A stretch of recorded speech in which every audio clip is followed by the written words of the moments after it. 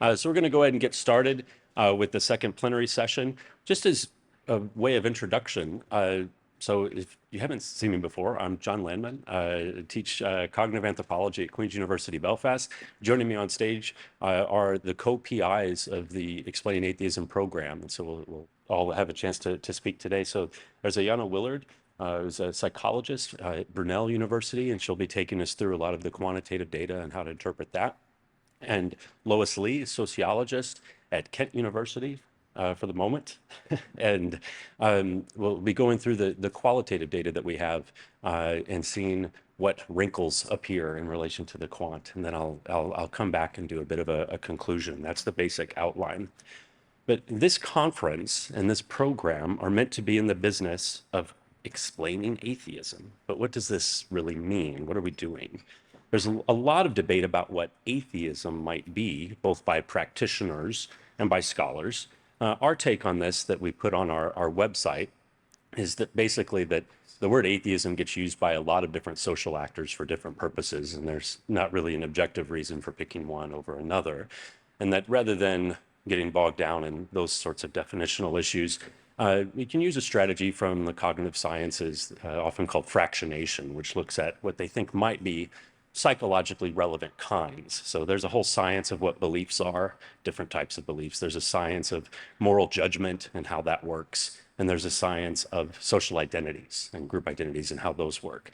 So you can have atheism as a group identity as a thing, atheism as moralistic anti-religiosity as a thing to investigate, or you could have non-theism or non-belief in God or gods as a representation of what atheism is. And all three of those are distinct and can be found in different combinations. So if you try to collapse them all into one variable and run a study, you're going to get a lot of noise. So in this program, we've limited things to basically non-theism, so non-belief in the existence of God or gods. So that's atheism for us.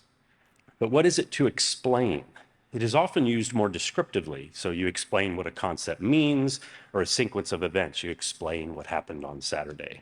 But scientific explanation is a more precise enterprise, and it's one that has shifted over time in terms of what counts as a scientific explanation. The idea changed quite a bit through the 20th century in particular.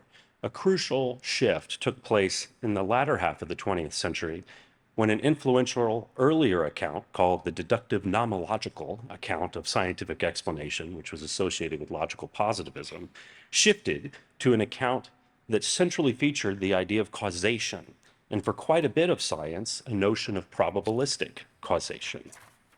So the deductive nomological model aimed to explain a phenomena by showing that it can be deduced from a specified set of laws and a description of initial conditions. But this was eventually deemed unscientific and unsuitable for most people, as people found that you could do such things as explain the height of a flagpole by knowing the length of its shadow and the position of the sun. And this wasn't really what scientists took explain to mean. Rather, what scientists and others wanted from an explanation is an understanding of the causally relevant factors that bring about the phenomena to be explained. So the pole causes the shadow and explains the shadow, not the other way around. Now, when the deductive nomological model was in vogue, it was quite common to dismiss the relevance of scientific explanation for human thought and behavior, as there appeared to be no deterministic laws with which to deduce human thought and behavior.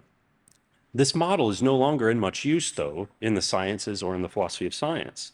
And the general view of scientific explanation in science and philosophy over the last 50 years or so has been based on identifying relevant causal mechanisms in explaining a phenomena of interest, and then further noting that these causal mechanisms operate not deterministically to always and everywhere produce the phenomena, but rather as probability raisers that make a particular outcome or phenomena more likely. The example that's often given is smoking and lung cancer. Not every person that smokes gets lung cancer. You can get lung cancer from other things, but we think smoking is a probabilistic raiser of getting lung cancer. The work of Wesley Salmon and others is quite influential here. So these developments in the philosophy of causality and causal mechanisms, while not seen by all, have begun to make their way into the academic study of religion and culture. both in the cognitive and evolutionary varieties represented by Harvey Whitehouse, Pascal Boyer, and others, as well as Ann Taves and Edgell Esperum, and more traditional humanist varieties of this as well, such as Jason Ananda Josephson Storm's vision that he puts out in Metamodernism. So scholars here are using these newer understandings of causal explanation to advance our scientific understanding of religion and culture in the wake of the deconstruction of key terms of analysis like religion, culture, belief, these types of things. So that's what we're meaning by explaining atheism. This updated understanding of causation impacts our research questions here on Explaining Atheism. We are interested in both the general causal factors, which sort of probability raisers, of atheism across contexts, even if they do not deterministically do so in all cases, as well as how those hypothesized general causal factors are manifesting in the lives and statements of particular individuals. Do these individual accounts raise the possibilities of generalizable interaction effects or even new general causal factors? That's what we're interested in. A third question that some might be interested in, but we can't quite speak to yet on this project, are specific causal histories of why particular individuals became non-believing or why particular countries saw growth at a particular time, but that's an open question for research. Let me just focus on this point a bit longer because I think it's key. One important distinction is between singular and general causal claims, sometimes called local causality or population versus case-oriented causality, sometimes called causal description versus causal explanation. So a singular causal claim, David smoking caused him to develop lung cancer. A general causal claim might be smoking causes lung cancer. Or closer to home for us, existential security causes atheism, general causal claim. Secularization has sped up in the USA from 2007 to 2020 because of a rapid youth-driven movement to individual choice over pronatalist norms. That was Inglehart's idea. Now that is a singular causal claim about a particular place and time. By recognizing that these are different types of causal claims, we can recognize that they may require different types of evaluation and evidence and can speak to each other. So in relation to that first research question on general causal mechanisms, we're trying to get at what are the most powerful general factors that bring about atheism and other forms of non-belief in individuals. So for this, we're conducting large-scale surveys across 6 nations: Brazil, China, Denmark, Japan, the United Kingdom, and the United States. These countries were chosen for their variance in levels of atheism and agnosticism, background, religions and cultures, levels of anti-religiosity, and social policies around religion. And so we're looking to test various accounts of the general factors producing non-belief. And so we've got around 35,000 people when you go across the 3 phases of the work. So we started out in round 1 with 29 different individual hypothesized causes, and we clustered these to be, amongst 5 general sort of clusters, and we ran surveys on each one. So one focused on cognitive biases. Individuals might differ on their levels of an individual cognitive bias that might make explicit religious ideas more compelling or less compelling. So things like promiscuous teleology or anthropomorphism from that literature. Another set of variables was linked with a lot of things associated with rationality. So that might be cognitive ability, analytical thinking style, the extent to which you think rationality is important in a sort of moralistic or a personal sense. We had a motivational cluster. So these are all the things that, religious ideas and theism might be emotionally driven. And if you are lower on these emotional needs, maybe that means you would have less theism.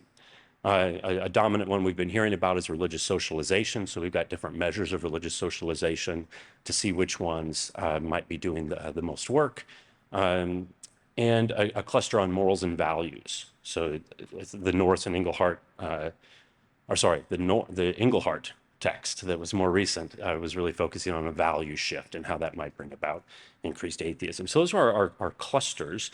And Connor Russell, a postdoc on the project, has done fantastic work in making these open source, really. So all of these are on the website. Every item, the way that it's coded, scripts to implement this in different studies. So this is a really valuable resource. And there's the the URL if you're interested in it. And if you want to know what the actual questions are on each of these variables, they're all listed there. You can give it a think and see how it might relate to your own work. So, and just for those that say, okay, I'm not really sure what these causal clusters are all about, if I could link it back to, some traditional theories, the cognitive biases work, that's coming from the cognitive science of religion literature. Aaron Norn Zion, Will Gervais here has done a lot of work in this area. Thinking styles, I mean, a lot of this goes back to Max Weber's rationalization idea of secularization, and that's appeared in different forms since then. That's something about the way people think in the modern sense and rational sense is behind rise of atheism. That's what that cluster is going to connect to. Motivation, you can think about Karl Marx in this, as religion is the opium of the people, but also Norris and Engelhardt talking about people are motivated and have a need for comfort in the face of existential insecurity, and that drives religion. And when you have them be more comfortable, then that motivation is gone. Religious socialization, too many people to list. I've talked about this. I mentioned Steve Bruce as one of them. For morals and values, you can think of a change in morality going back to Emile Durkheim, the growth of individualism. Colin Brown with his idea of gender roles and a sort of moralistic change, especially amongst women in Britain in the 20th century. These are the theories that might be tested in some way, either directly or a bit indirectly through the work that we're doing. So for our survey teams, this is led by Ayana, and then really heading up and doing the bulk of the inference work and just really having us go are Connor Russell and Adam Bamel, who are here with us, and I contribute where possible in relation to this. But I also want to mention that it's not just this group that's doing the research design and most of the implementation.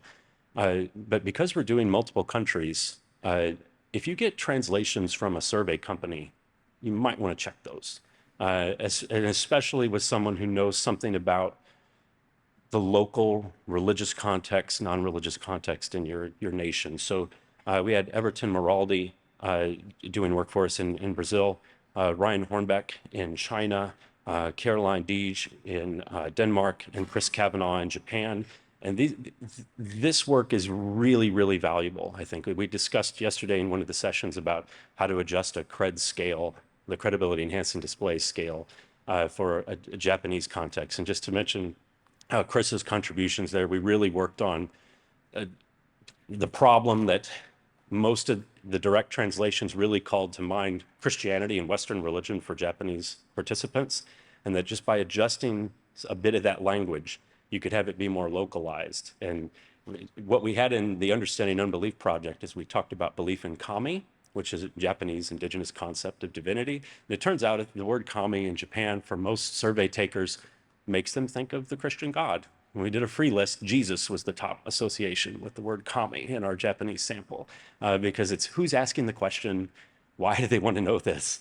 And suddenly that's at the top. So we worked together on that and figured out a phrase that may not be perfect, but it's less likely to call that up. So I just really, I think this is an invaluable part of large projects. And if you're doing large multi-country projects, to get people who really know their business in the local places to help you out. So really, thank you very much to this team. So that's the general causal factor work. We can also ask then what this work means for individual case studies. Once we've done that general causal work. Work by historians, anthropologists, and others interested primarily in particular case studies and critique have certainly provided substantial benefit to theorization about general causal factors by noting the cultural particularity of many of our concepts and measures. But what about insight moving the other way? So individual cases are complicated with so many factors coming together at unique moments in time.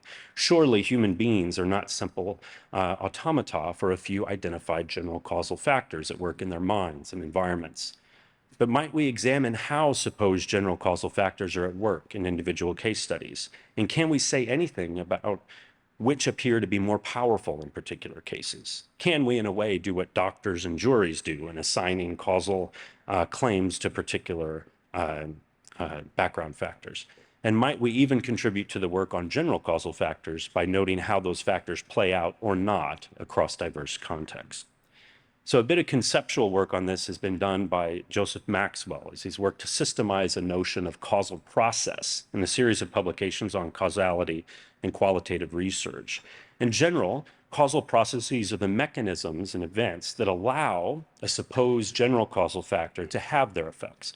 So for example, if one accepts that smoking is an important cause of lung cancer, there's still the matter of how smoking causes lung cancer, which to my brief understanding of the medical research, a very particular set of carcinogens in cigarette smoke.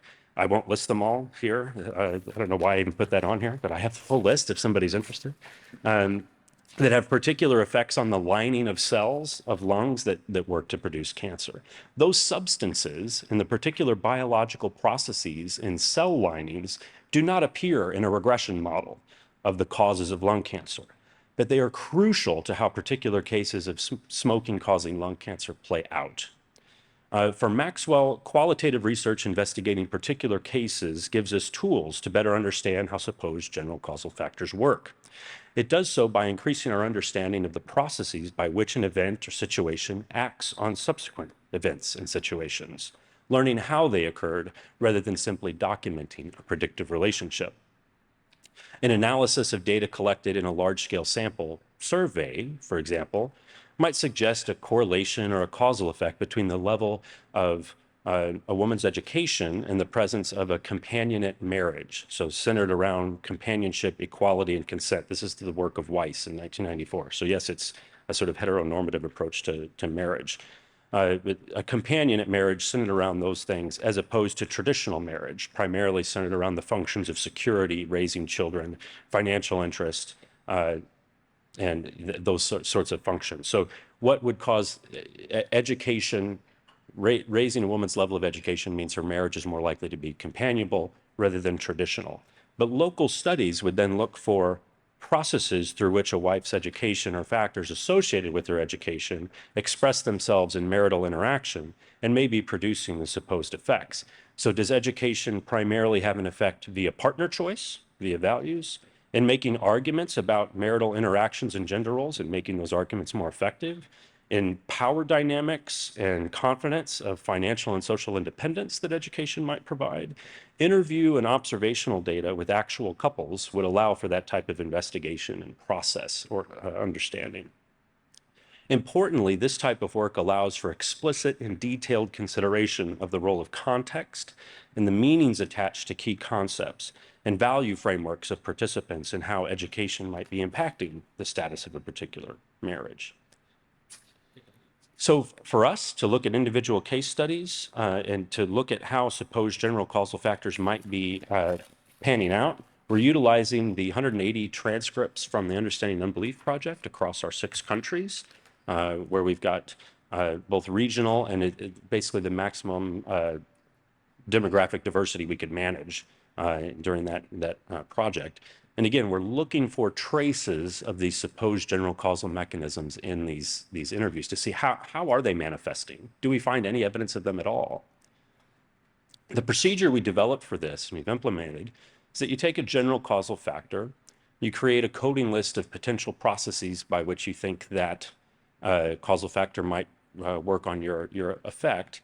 You list the points of potential detection in the data set. We ended up going full data set. I believe we ended up not pointing to particular questions. And then you do the examining of the data set for the presence of those processes. You gather those together for examination. You think about the importance of context and meaning that are appearing across cases that you want to talk about. And then eventually what we're hoping to do here is compose a causal process profile for every general causal factor we're looking at. That we can talk about how that's playing out in all these different cases in which elements of context and meaning appear to be especially important. And the team that's working on this is led by Lois, and much appreciation to Lucy Clark, who's here with us, and Matthew Galt, who've been going through all of this, this data and doing this coding from a document that we developed. So that's the sort of overview. So that's what we're about. So what have we found? So I'll turn things over to Ayana for the survey research. I'm going to go through our survey results so far. This is very much interim results. So unlike a lot of the projects that you've been seeing that are part of this, that end at the end of this month, we have until October to finish collecting our data. So we're just kind of in the middle of analyzing wave 2 of 3 waves of data. And this is just going to be the British sample. So we have lots of cross-cultural data that we have not fully analyzed or even finished collecting some of. So, so yeah, here we go. Okay, so for those of you who are coming across this for the first time, I know a bunch of people have kind of been on this journey with us already. We did our survey, we planned 3 waves of data, and we did that. This is not a longitudinal design, it's an elimination-based design. So when we talk about these incredibly diverse number of theories of non-theism and why causes of non-theism, there's just too much to test in a quantitative way like this in a single survey. No one will sit through that. So what we've done is we started with the clusters that John mentioned, and we ran those in wave 1 in 2 or 3, depending on the cluster, countries, and eliminated a bunch of variables from that. So I'll talk about what we did there in a second. Wave 2, which is what we're doing right now, we have 2 surveys. We've kind of narrowed it down. We have a few more confirmatory models in here, so we have some ideas of what we're actually predicting, much more than the exploratory step in wave 1, and we'll do some more elimination. And then our plan is just for our final wave of data, which we will be designing after this event. So if you have any thoughts, please let us know. Will be a final confirmatory model. So we'll have full causal model that we'll build from all of the data that we found so far, and then we'll run that in all 6 countries. So today I'm going to talk a little bit, very briefly, about what we eliminated in wave 1, or some of what we eliminated in wave 1, and then the British data from wave 2. Okay, so so Connor and Adam did most of the analysis here, and between the 3 of us, we tend towards the very technical. And I'm very cognizant that there is a differing enthusiasm for statistics in this room. So I'm going to really try to make this as clear as possible. So if there's stuff that is not clear, please ask me. And some of these things you don't need to know to understand what we actually did. But for those who care, all of our analyses are Bayesian logistic regressions with regularizing priors. All this means is that we're looking at distributions over point estimates. Our outcome variable is the probability of being non-theist, or the odds of being a non-theist. So this is a binary variable, self-identified atheist is agnostic versus self-identified religious. We've used this so we've analyzed this multiple ways. Our primary outcome variable will actually be an ordinal analysis of belief in God, but for the simplicity of presenting this to you, a lot of data, we went with the binary stuff. It's a little bit easier to understand. The results don't actually change that much if you look at belief in God. The story is exactly the same if you look at the 7-point ordinal scale. It just doesn't make as nice, pretty plots as we'll show you today. So everything we've done has been or will be pre-registered. So all of our existing data is pre-registered. We will make all of our data open. We haven't done this yet, but if you're interested, we have all the wave 1 data. You just ask us about it. We have more data than we know what to do with. So please, if you're interested in any of the data, come contact us.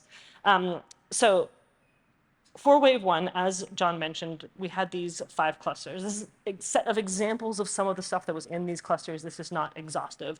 And we cannot put this all in one survey, so we've eliminated a bunch of things. In round 1, we eliminated things either because the effects were just too small, so we ran our analyses, there was no valuable information. This wasn't telling us anything about non-theism. We also eliminated stuff on theory-based reasons, so things that were not following what was predicted, even if it was significant, we eliminated it because we can't make a good causal story about that. All things were we used both data-driven and theory-driven approaches for all of our eliminations as kind of a best practice. But just to give you some examples of what we did. So nonverbal reasoning, which is a measure of intelligence, death anxiety, absorption, pattern perception, and need for structure were all things that just didn't have any effect. So we eliminated them based on just null effects, essentially. We had a measure of trust in social services, which was strongly correlated with being more religious, which is against the theory. So we've pulled that out. We don't know what to make sense of that. And then we have some stuff. So as John mentioned, Inglehart's individual choice norms. This seems to be really important, and this is probably very interesting, but we cannot test it well in a survey design like this. It's something about longitudinal cultural change. So although we find a fairly strong result here, people who are against abortion and divorce and all of these things tend to be more religious. People who are pro tend to be less religious. We're not sure we can make a causal story out of that without basically looking at historical data. So we've eliminated that from wave 2 as well. Okay. So in wave 2, so what we have and what I'm showing you right now is the data from the UK. So the first survey is socialization, motivation, and morals and values variables. About 1,500 people, fairly standard demographic breakdown, and fairly similar to wave 2 as well. So the wave 2 one is the cognitive bias variables. So these are kind of perceptions of the world that make people maybe more prone to religious belief, unthinking styles. So this is going to be the analytic thinking sort of tasks there. We have looked at the demographics. I'm not going to talk about them here. There's lots of people in this room that have done this sort of work, and it's all kind of fairly straightforward. So I will just say that controlling for these in the analyses I show you doesn't change the effects that we're showing today. So if I showed you the additional stuff, it would just be much too much information. Across these surveys and across these questions, we have a couple key results that I'm going to start with before showing you the data so you can see by the end if you agree with me or not. First off, the main thing that is predicting non-theism is a lack of religious socialization. So if you want to, if the kind of very basic primary predictor that we're finding is just people are not being taught to be religious. This is our major predictor across all things. There are other variables such as cognitive biases and thinking styles that do matter, but they're much less impactful. They're just not making the same level of contribution to this problem. And some of these might be better predictors of things like non-religious supernatural beliefs than religious supernatural beliefs. Finally, we have existential insecurity in here. This does matter. It's a fairly small effect. We need to kind of do a bit more work here to break this down, and we'll have some time to do that in the future. Okay. So I'm going to jump right into our socialization variables. I'm going to start with normativity, and I'm going to try to use this to explain the vast number of data plots I'm about to throw at you. So we want to know if non-theism increased when normativity of belief is low. And so we've measured normativity here based on the expectation people have that people in their group, their community, their country are expected to be religious. So that's what we mean by normativity. So if that is high, we would predict that we would have more theists. If it's low, we would predict that the people would be more likely to be a non-theist. Does that make sense? Okay, so there's a huge effect of this. So we see anything, so this is an odds ratio plot. I will show you a couple, where's my mic? Hello? It's the blue one. Can you hear me? Okay, I'm already failing at not walking. So essentially, this is our distribution of results. It is a very strong negative effect. So high normativity is predicting higher normativity is predicting lower non-theism, right? So if normativity is very low, you get a much higher rate of non-theists. Everything below 1 is a negative predictor. Everything above 1 would be a positive predictor in all of these plots. Okay. So we can look at this effect of normativity, which is quite large, and we can look at how it is predicted by other beliefs. So we want to look at the interaction here with collectivism. So collectivism is sort of how important you see the goals of your groups kind of prioritize the goals of your groups above kind of your individual goals. And we can look at an interaction effect here. So if we look at this, we now have 3 things on here. So the first one is a large effect of normativity. So high normativity, low non-theism. High collectivism, also low non-theism, but a much lower effect, much smaller effect. We can look at the interaction here, which I plotted separately. And I'm so sorry, these plots were really pretty, and this was a nice faded color in between these 3 lines, which got stripped. So the green line, the middle is the average prediction of normativity for low collectivism. The dark blue one is for the median of collectivism, and the other one is for high collectivism. Right. So what this is telling us is at low normativity, you have about a 75% probability about 75% probability of being a non-theist. At high normativity, you have almost a 0% probability of being a non-theist. And this is mediated somewhat by collectivism. So if collectivism is high, your slightly less likely at low normativity. If collectivism is low, you're slightly more likely at low normativity. What's interesting about this is that the effect is really only happening at low normativity. Once you get high normativity, you have basically no effect of this. So normativity kind of washes out any effect of collectivism on this. If people really strongly believe that everyone expects them to be religious, they're likely to be religious, regardless of collectivistic tendencies. We also looked at this in terms of rebellious trolling. So this is a theory that came from pop culture rather than academia, and we really did not expect this to survive round one. And so the idea here is that people who are just more likely to poke fun at authority, more likely to be disruptive to authority, are more likely to be non-theists. And this is not specific to religion, this is just kind of a general tendency towards this. And so what we find, again, same effect of normativity there, we do find a positive effect. So people who are more involved in this kind of rebellious trolling are more likely to be non-theists. Again, if we look at this interaction effect, we see the effect is only at low normativity. Right, so once again, once normativity is high, it just really doesn't matter anymore. You're going to be a theist. Okay.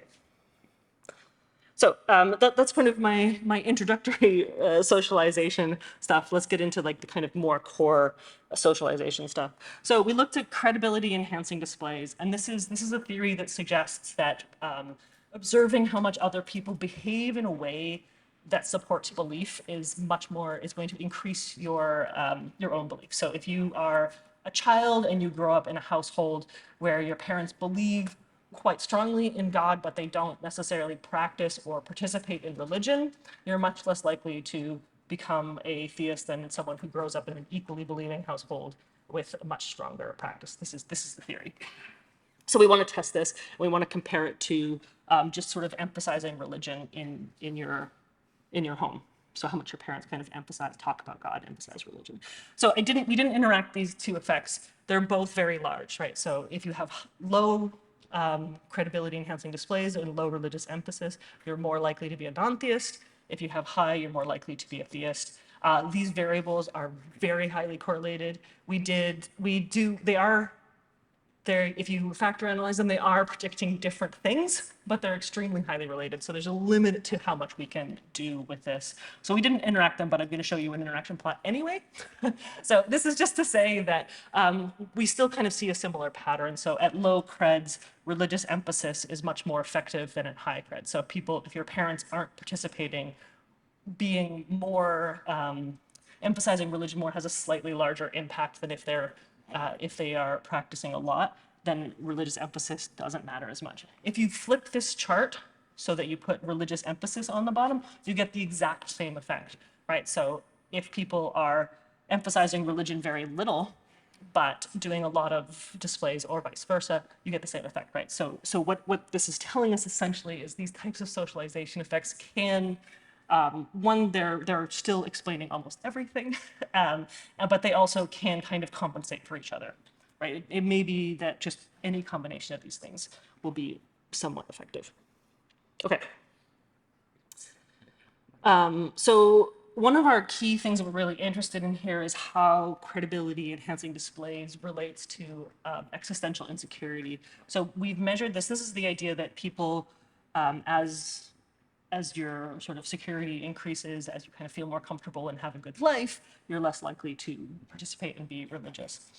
So we've measured insecurity here in childhood.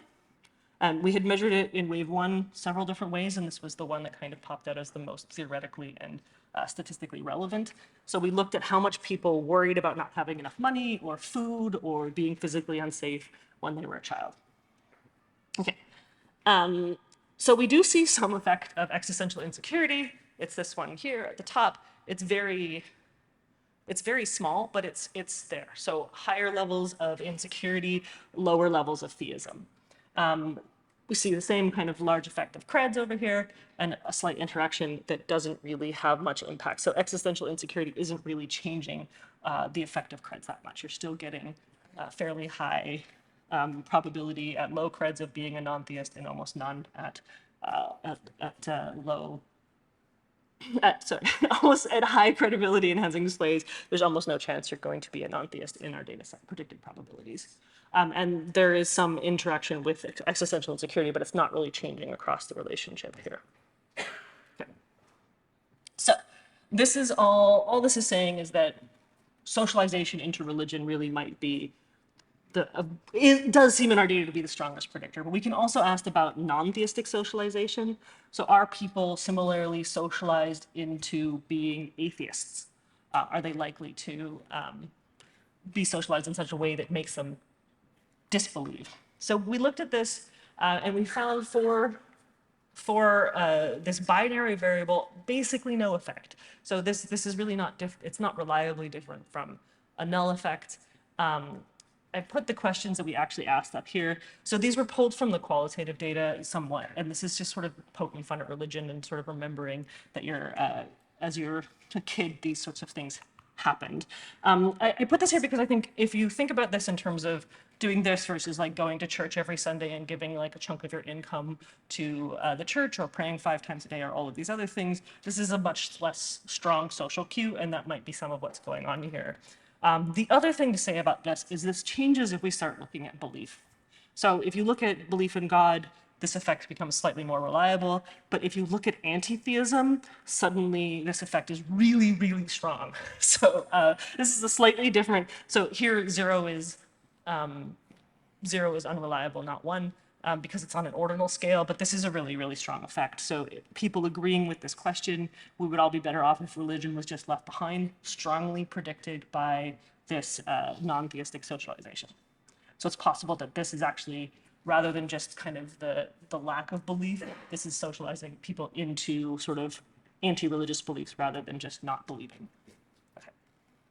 Okay, so that's my entire spiel on socialization. Let's talk about the second survey, which was cognitive biases and thinking styles. So cognitive bias theories, this is a set of theories that comes out of the cognitive science of religion. It's existed for a long time. It's been a lot of work that's been done in psychology, and I have done a lot of work on this, and I could talk to you about this forever. So if you want to ask me questions, please do. The essential idea here is that there's different ways people perceive the world, and there's different tendencies to see the world in ways that make people more or less prone to supernatural belief. So if you tend to look out at the world and see everything as slightly agentic or anthropomorphic, you're more likely to have some sort of supernatural beliefs. If you tend to think of your mind and body as completely separate and unmergeable, you're more likely to have supernatural beliefs, those sorts of things. So much like a lot of other research, we do find an effect here. The effect is strongest for anthropomorphism and dualism. These effects are quite a bit smaller than the socialization effects. So they are reliable, they are there. They're just quite a lot smaller.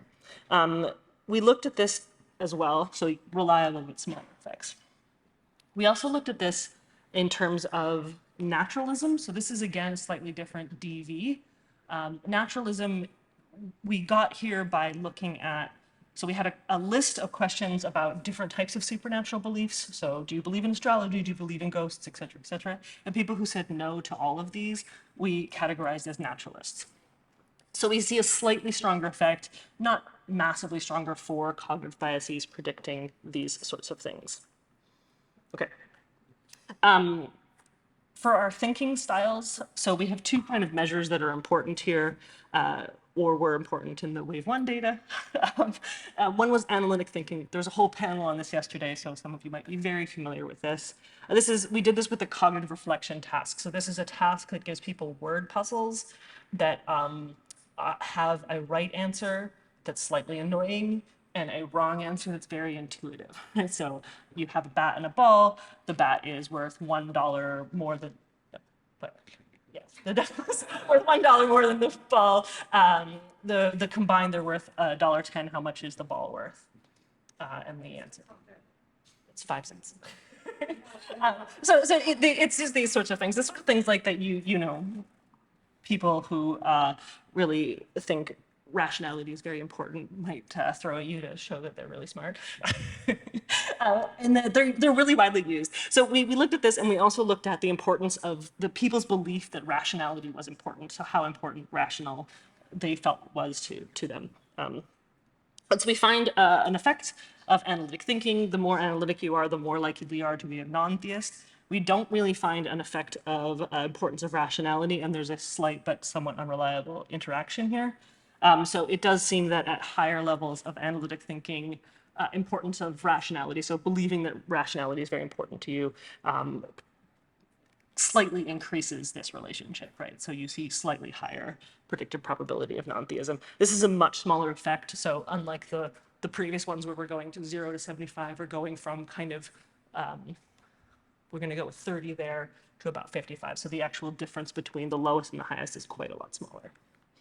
Again, we can look at this for naturalism, and we see a much larger effect of both analytic thinking and importance of rationality, and a similar sort of change across, similar sort of interaction effect, again, not reliable. But so these things are much better predictors here compared to theism of just being a straight up naturalist, believing in absolutely nothing. Okay. Okay.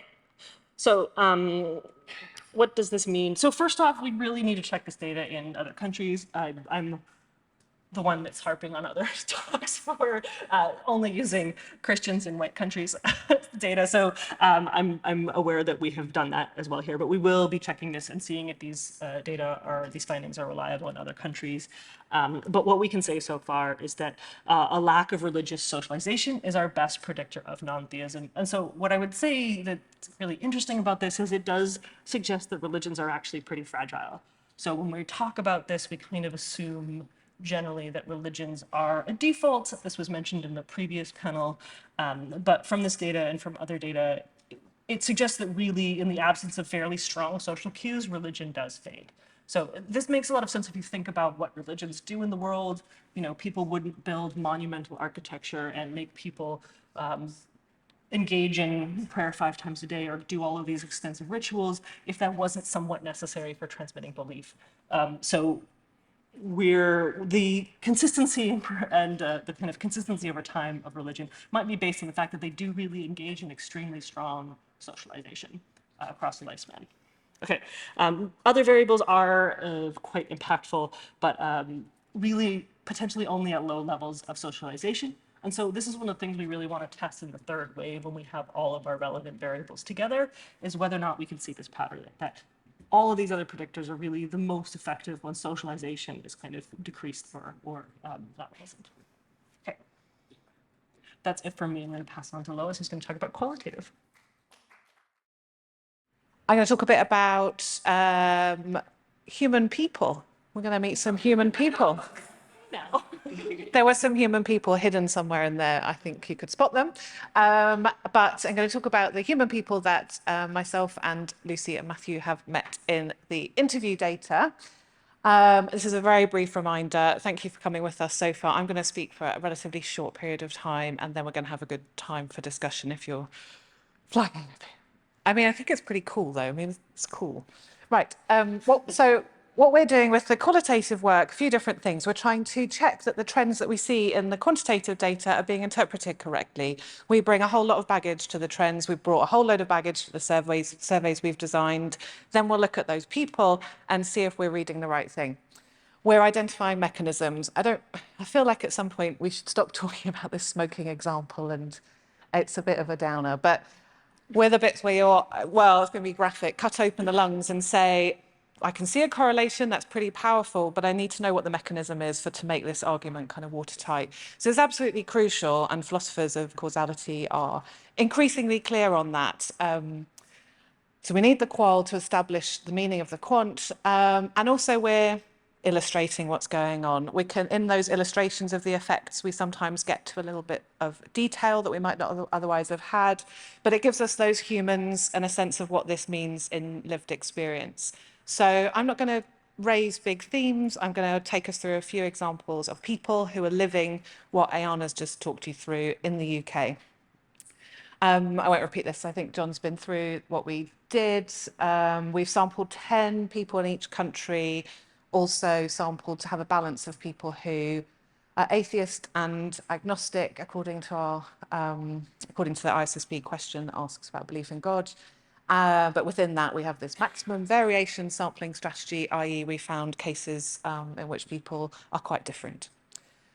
And so we're looking at doing a secondary analysis of pre-existing transcripts, which has its limitations. So none of the interviews, the conversations that were originally conducted, and there's some actually in the room who conducted those interviews, in fact, several people, did not deal with causation. They're about biography, they're about what you believe, they're about how your beliefs have changed over time, they're about the beliefs of your family, they're about how you find meaning in the world, and so on. None of that's designed to address questions of causality. So one example that wasn't raised today because it's not important, it's the role of the father in upbringing, which is a theory that's been posited for why people might become atheists.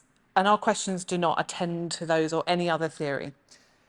So that has limitations in terms of what we can read from them, but the benefit is that these are conversations that tell us, when they do tell us about causality, do so in somewhat organic ways. So they give us a sense of people, their meaning systems, what matters to them, and what we can extract about how they've come to be, to have those beliefs, to have those outlooks, and so on, are kind of have sort of strengths of kind of authenticity to who they are that tell us something about them that's quite meaningful. So for reasons that Ayana has set out, I'm going to focus on what the data are telling us about different measures of socialization, i.e. it matters the most. So going through some of our analyses here.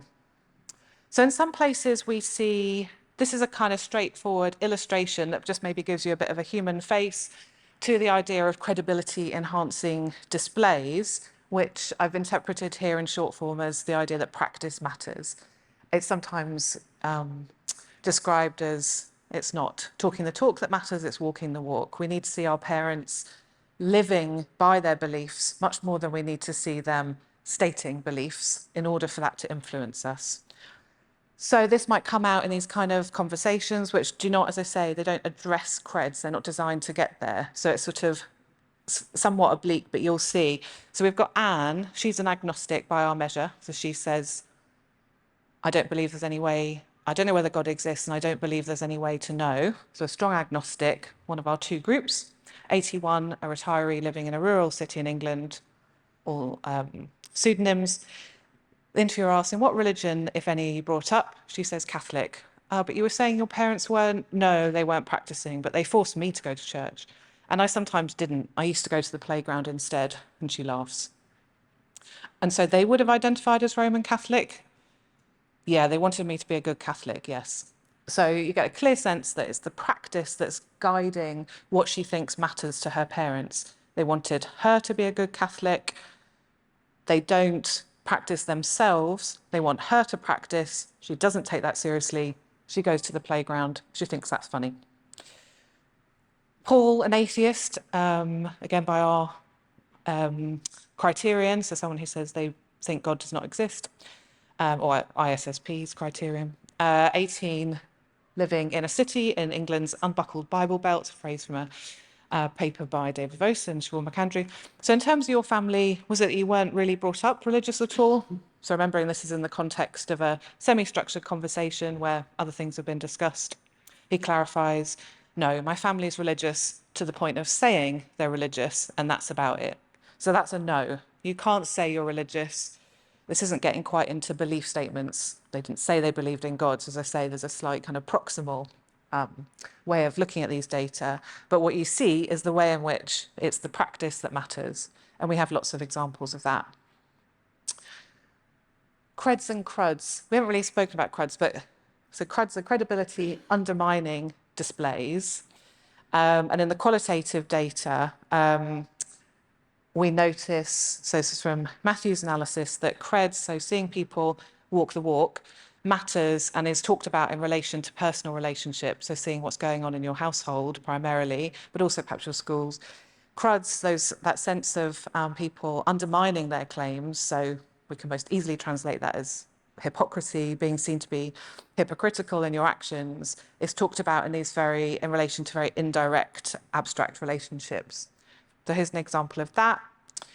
This is Gillian, an atheist in her 60s. I think she said just put over 60, so I'm interpreting that as 60s.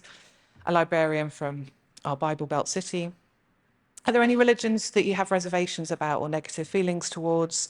She says, I have negative feelings of religions that manipulate their believers, if you like, and who put certain people above others, who are just as fallible as anybody else, when they should be setting an example. I have problems with religions that say one thing and do another. Also, I have problems with religions that have allowed fanatics to take over certain parts of them. Sometimes people talk about priests or events that are kind of part of scandals that they've seen mediated in their lives. But in our data set, those are much more abstract. They seem to be associated with these more generalized relationships. And that's consistent with a piece of data that I don't think you raised, Ayana, that cruds matter. Cruds matter only when creds are high. So, following it? Credibility undermining displays do impact your likelihood of being non-theistic, but only when creds are really high. So religion has to be a really big deal for you to care when you see hypocrisy. Is that, yeah? So we see that makes sense, and that's consistent with these data. And I've got a long example here to explore a few different things. I've associated it with non-theistic socialization, but there's a few kind of interesting things going on here that sort of show how the qual and the quant are kind of can speak to each other, and our interpretations can be shaped by this mixed method approach. So it's a long quote, but we're going to get to know Sue. She's 55, she's an artist. She couldn't decide if she was an agnostic or atheist, if she chose A or B on that survey. She lives in a liberal university town. She says, I'm on the verge here of sounding like someone who says, well, it's religion. Religion's all bosh, isn't it? You know, in that kind of rather old-fashioned way, which is quite a nice example of the way in which we might have non-theistic heritage. So saying religion is silly here is framed as old-fashioned. In fact, it would be much more like my mother to say that. That sort of, I come from that, and I do come from that perspective. It's really nice when you have interviews and interviewees, when you're doing qualitative research, sort of describe socialization processes really effectively in their language. I come from that. Of rather sort of, you know, that French and Saunders, I will explain them in case you don't know.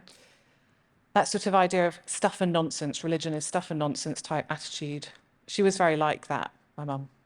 But I think I'm a little bit more forgiving than that, but not much. You know, there's that baseline for me of, oh, for heaven's sake, you know, this is just, it's quite a lot of invented, oh, I'm going to say it, nonsense. She says, and this is relevant, none of this is important until you got in touch and made me start thinking about it more. Oh, well, there have been moments when I've I've investigated joining the humanist movement 10 years ago. I went to a couple of meetings and I just thought, no, this isn't, it feels like another religion. But on the whole, not so much. It's not a daily basis. It's not that important to me. Yeah, the humour and the fun, so these are comedians, crucially, French and Saunders. If you can't laugh, if you can't make a joke, that was sort of the holy grail. And I've got friends who come from similar families. It's all about the laughs, you know. And then she goes on, when we're filling in a form about her background, she's asked to identify her parents' religion, as was everyone. And she says, it's so funny because I remember my mum always writing C of E, Church of England, whenever it said religion on the survey. But you've never done that? Well, I did as a child because that's what they did. Hashtag socialization. Yeah, C of E, a bit weird, isn't it? Parents' religion, but they weren't, you know, they were, well, C of E, I mean, I'll write that, at least it gives you, and then directing the interviewer who's writing it down, put atheist humour. Yeah, funsters. And later on in the interview, she says, the religion in my house was humour. And it is sort of part of perhaps a particular British kind of cultural heritage of atheist humour, which may be familiar to some of you, if not most of you. And I think there's a few interesting things going on in this example. To give that little bit of context, Dawn French, Jennifer Saunders, those who don't know, are very kind of mainstream comedians in the UK. I had the date of their, they're very familiar for work since then, but kind of what established their career was their sitcom series from the late 80s, early 90s. They're considered, lots of countries have this phrase, the national treasure. Is that familiar? Anyway, we're bang into it in the UK. So this is Dawn French, nodding to that quite recently, Vicar of Dibley star Dawn French told her surgeon as she was put under, "I'm a national treasure, no pressure." So this is the kind of status that these figures have. I'm going to just share a few thoughts about that.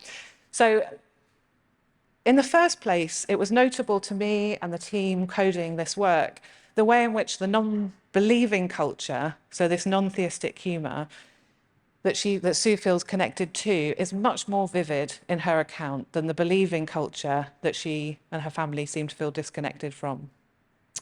Working ethnographically, this leads me to say non-theistic socialization really matters. That's what's going on. We've ignored this for a long time, but there are ways in which non-theistic traditions are passed on.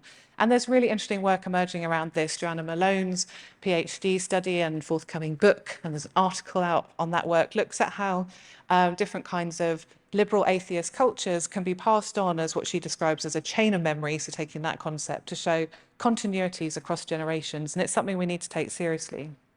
But the quantitative analysis suggests we shouldn't overestimate that effect, that actually it's the religion that's not in this sample, that's not being discussed, that's not very relevant, that matters more.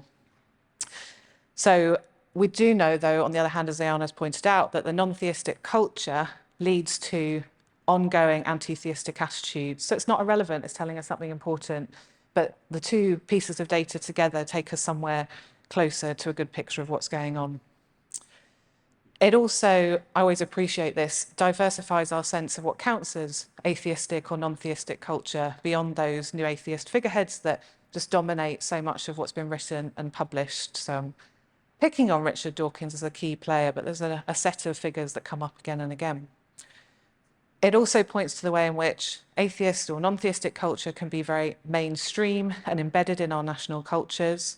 I'm taking Dawn French and Jennifer Saunders' position as kind of indicative of that, talking earlier about atheism in the media and so on. So these are kind of less intuitive places that we might be seeing very important non-theistic cultural touchstones that are shaping people's socialization experiences within the home and our conversations more widely. And Dawkins maybe is a mainstream figure in many ways, but French and Saunders are at least now much less controversial, considered much less niche. They're not figureheads of atheism per se, but they're shaping people's experiences. And then a final set of reflections, which we find across the qualitative data set, are references to peer socialization as a key driver of change. So in this example, we see the mother's experience, the culture she's sharing, as part of this broader, wider network, which may be shared with others around her, but we see it explicitly referenced by Sue, that the final quote where she says, there were other families around other people who came from the same families. And again, they are also seeing a kind of way in which these different socialization forces are in reality quite heavily entangled. So she says, I have friends who came from the same families who are then sharing the same cultural space. Peer relationships in general tend to be less discussed in lots of the literature that we're looking at, and I think there's space to maybe do more there. Right, wasn't watching time. How hot and falling asleep are you? I'll be quite brief with the last two comments, and then we can always come back to it. So another thing that's coming through from the qual that we then want to think back through to the quant is the necessity for non-binary approaches. So most of the theories we're looking at clearly distinguish between belief and non-belief, religion or non-religion, whatever it may be. And the qualitative analysis often shows the way in which the reality is much more complex than that. And this comes out especially from some of the analysis Lucy's been doing, and builds on other research which is calling for non-binary ways of thinking about metaphysical belief and traditions. So you don't have to be either theistic or non-theistic. There might be slightly more complicated cultural lineages that we need to follow. Not only that they're held together, I have humanist belief, but I like church at Christmas, but that those things are entangled and sometimes inseparable. The humanism that shapes my life is very shaped by that Christian background and so on. And that affects socialization processes and how we think about normativities. So I've got one example that I'll talk through there. This is John. He's an atheist working in wealth management. I don't really know what that is. It sounds quite good. 76. What religion were you brought up with? You mentioned Methodism. My mother and my father were Methodists, so I went to chapel early on. I was very young. Then I think they stopped going to chapel when we moved, and then my mother was sort of very keen on my social mobility, getting me, we came from a working class background. She wanted me to achieve. My brothers and sisters hadn't done that. She wanted me to go to grammar school. She wanted me to go to university. That was the holy grail for her. It's interesting how often the phrase holy grail comes up in lots of interviews. She thought if I went to university, it would put an arrow in my quiver. So when I was about 11, she enrolled me in church choir, local parish church. I sang there, went to dozens of services. But as I was saying, I was never imbibed. I never imbibed the supernatural belief, but it was something my mother wanted to do. So, okay, quite enjoyable. I love the music. I love the poetry of the litany. I was confirmed. I mean, I was wrong. I maybe shouldn't have been confirmed, but there we are. I used to carry the cross down the aisle. I did a lot of stuff until my voice broke at 15 or 16. That's when it stopped. But, culturally, that was a very powerful influence on me. I still now love churches. I love church music. I love the hymns. I love the prayers, not the religious content of them, but the poetry of them. It's quite important in my life. So this kind of example could be described as low theism, high non-theism in background. There's no sense of belief in God. His mother, he's quite clear, was interested in practicing her religion for very secular goals. And he then has low levels of anti-religion later on in life, so that conforms to our low non-theism, low anti-religion later on. There's also a way of describing this kind of account as non-theistic background in the past, coming to a non-theistic outlook now.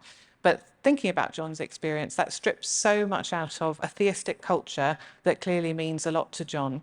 He carries with him this idea that religious content has to do with a very specific set of claims. But he likes the poetry, the hymns, and there's a way in which the qualitative work makes it hard to draw an easy line between theology and culture, as we do when we talk about cultural religion.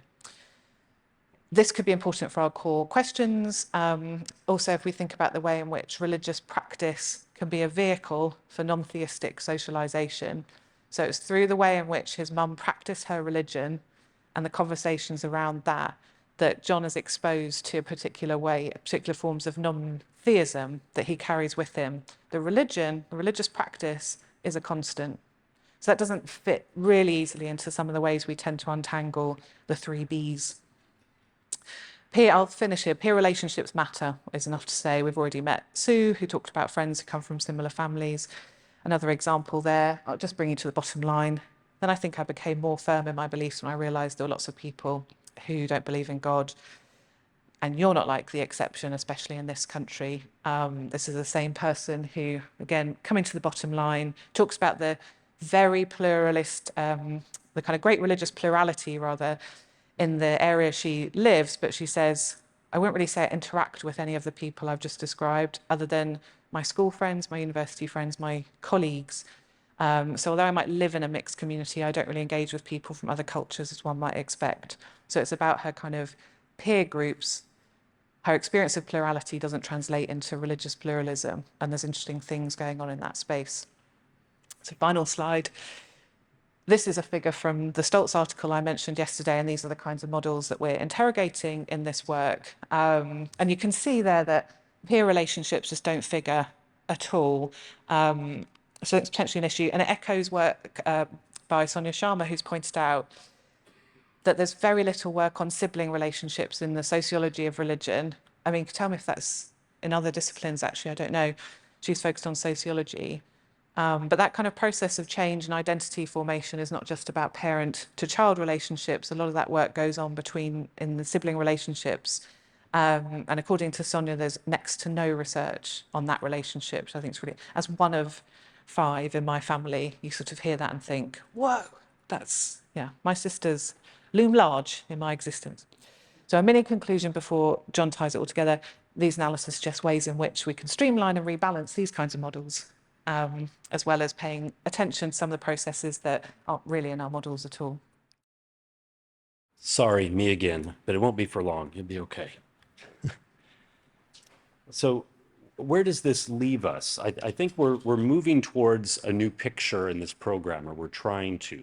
homing in on which general causal factors are most powerful. I mean, there are a lot of studies published talking about some sort of cause of atheism or of low religion. And sometimes these are very small effect sizes, and the list is seemingly endless of these. There are a lot of papers on a lot of different factors.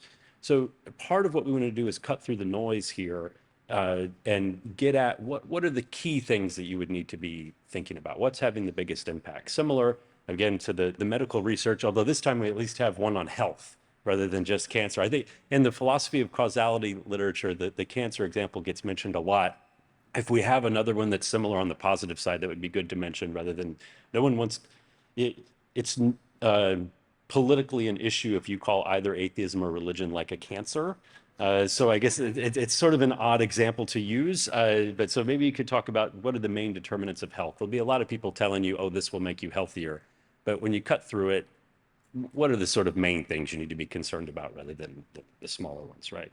I mean, that's a big part of what we're hoping to do, but then also think about how those factors play out in individual case studies across diverse contexts. What processes can we find at work, and what potential interactions or complications? So I really was interested, and I really appreciate Lois's example of this sort of national culture, national identity in the UK around humor and against absurdity, that if you have this non-theistic socialization variable that uses humor to go after religion, you might end up with this interaction where if you're part of a group or you identify with a group where that type of humor is an identity marker, where that makes you a good member of UK society, if you can ridicule absurdity, then you're going to see that take on a bit more importance.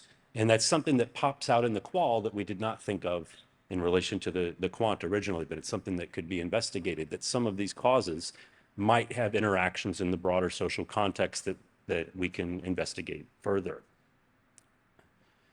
Also, with our causal profiles eventually in place for these different variables, as well as a sense of which seem to be most important, we can hopefully apply these understandings to develop more systematic case studies.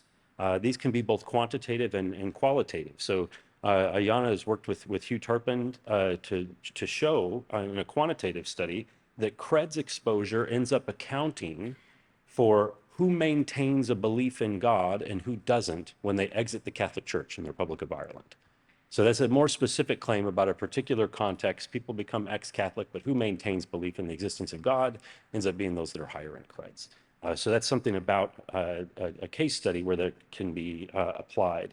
But then Hugh has also used that and other findings for a much more fully fleshed out case study of Irish secularization, showing how simplistic versions of common explanations, these mechanistic explanations, don't necessarily work well. And you need to attune to the social context and the particular processes by which some of these things are impacting people's lives and actions.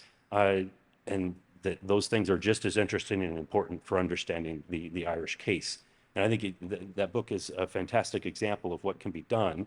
And I really would, I don't have an application planned or anything, but if folks want to think about something, I think doing that type of project for the 6 countries we've looked at would be really valuable to do, of putting these things to work in a story of the history of secularization in these countries using these different causal profiles.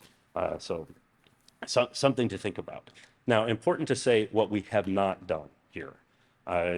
The core research has examined a number of hypotheses through qualitative and quantitative methods, but there's an awful lot that we didn't do, and we have to talk about these limitations. So there's no large-scale longitudinal work here, which for some causal claims you really sort of need. Like for individual choice norms, we were very excited about that, realized it wasn't something that we could say anything reliable about from our data set. Maybe others can. So when you're trying to do causal analysis, the longitudinal stuff's very important. We haven't done it here, it should be done. Also, we're not examining the causal role of particular worldviews and identities that much. So if you have if we start developing better understandings of particular social identities and worldviews that people might be socialized into, we were hinting at that maybe with the non-theistic UK humor sort of culture. If we can get a better handle on what those are and be able to profile them, then we can potentially look at socialization into those identities as a causal variable, which I think for a lot of qualitative researchers, that's like an obvious causal impact that is not covered in the quant, but maybe eventually could be. And then also, we didn't examine causes of other atheism. So we didn't look, we briefly had some slides looking at anti-theism and naturalism, and there's also apatheism. There are a number of things that might be looked at here, but we chose our variables based on the literature around non-theism, around atheism and agnosticism. It would be a different project with a different set of predictors if you really were focusing on those other things. So a lot of work remains to be done in that direction. I do think, though, there's still public relevance for this type of work, and that all of us have been exposed to often insulting theories of atheization or of religion, either insulting atheists by saying that the cause of their atheism is merely selfish immorality. So here we looked at trollish rebelliousness, which someone might say, oh, there it is, trollish rebelliousness, that's really what's going on with the atheists. But in our data set, rebelliousness only works when the normativity and socialization are low. So it's not that you've got a very religious environment and you've got these people strongly trolling that and moving it. It's actually when the socialization is low and it's easier to troll religion, that's where it appears to be relevant. So it doesn't fit the stereotypical story very well. Or you have insulting of theists by saying anyone with a rational mind and education would be an atheist. Those variables are much less important than socialization, though we want to use the next round to look at the level of the difference there. And we're finding that beliefs and minds are much more complicated than these simplistic, very interested narratives where people have an axe to grind one way or the other.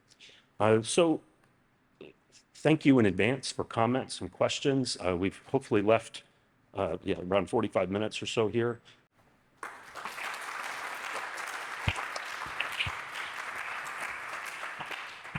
All right, well, thank you all. I'm happy to help do this. And I guess my role is I'm like question wrangler. I'm going to keep us on task and focused. And since I have the microphone, I'm going to go first. So for each of you, one thing that you found surprising could be a surprising finding, something surprising about the process. One thing that you think is really important, even if it's not necessarily surprising. Can you say the second one more? So something that you think is important, even if it's not surprising. It could be, I mean, I know what I would say.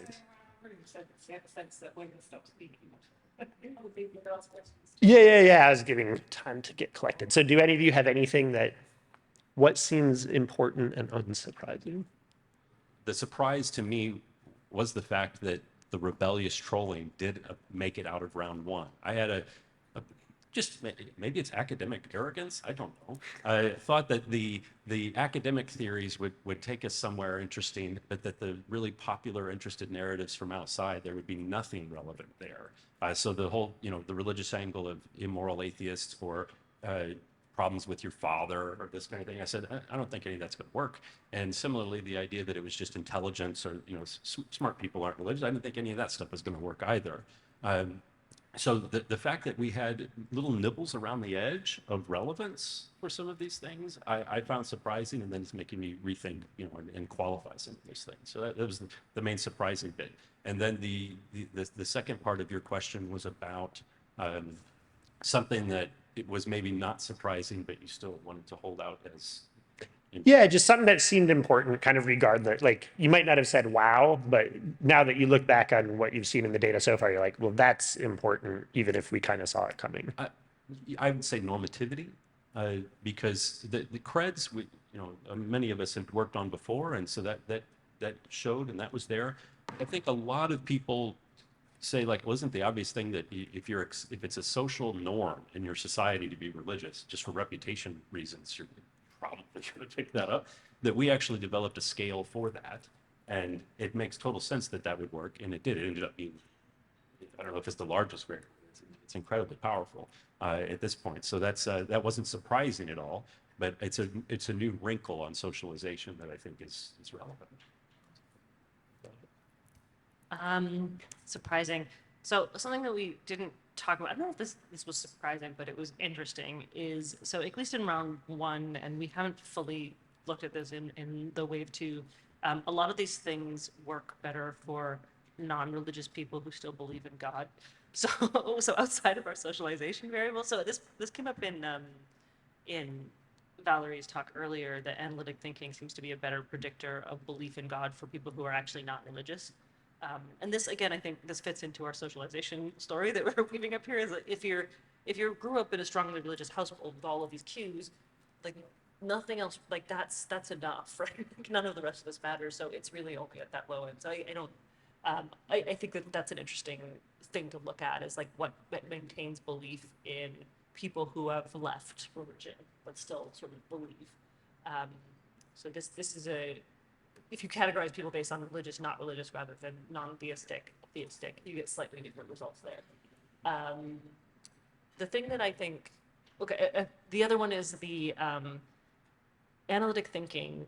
I don't know what that means if intelligence and our, like, so we had a nonverbal reasoning task that is a kind of more standard measure of intelligence. If that is not a predictor, and it is very much not a predictor in our data, what is analytical thinking measuring? It's not intelligence. Is it just like your the fun with puzzles? I don't think I genuinely don't know. Yeah. I'm going to talk briefly if I must.